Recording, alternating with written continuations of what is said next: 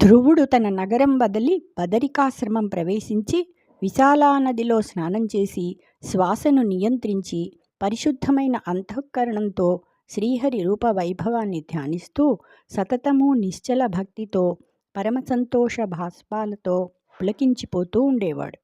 కష్టాలన్నీ మరిచి శరీరాభిమానం విడిచి ధ్రువుడు తన్ను తాను మర్చిపోయాడు.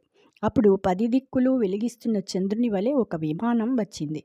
అందులో కౌమార వయస్కులైన ఇద్దరిని చూచి సంభ్రమంతో లేచి విష్ణునామస్మరణ చేస్తూ వారు భగవత్ సేవకులని తలచి దండప్రణామాలు చేశాడు. కృష్ణుని పాదపద్మాలపై మనసు నిలిపి వినయంతో తలవంచి అంజలి ఘటించి నిలిచిన ధ్రువుని చూసి విష్ణుభక్తులైన నందసునందులు ప్రీతితో చిరునవ్వులు చిందిస్తూ ఇలా అన్నారు: రాజా, నీకు శుభమగుగాక.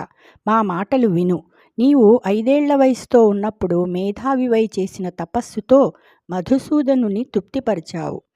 అట్టి శారుంగపాణి అఖిల జగద్భర్త దేవదేవుడతుల దివ్యమూర్తి మమ్ము పనుపమేము మాధవ పదమున కర్తి నిన్ను గొనుచు నరుగుటకును. మేము ఆ దేవదేవుని సేవకులం. ఆయన మమ్మల్ని పంపాడు. మేము నిన్ను తీసుకుని పోవటానికి వచ్చాము. జయ శ్రీకృష్ణ.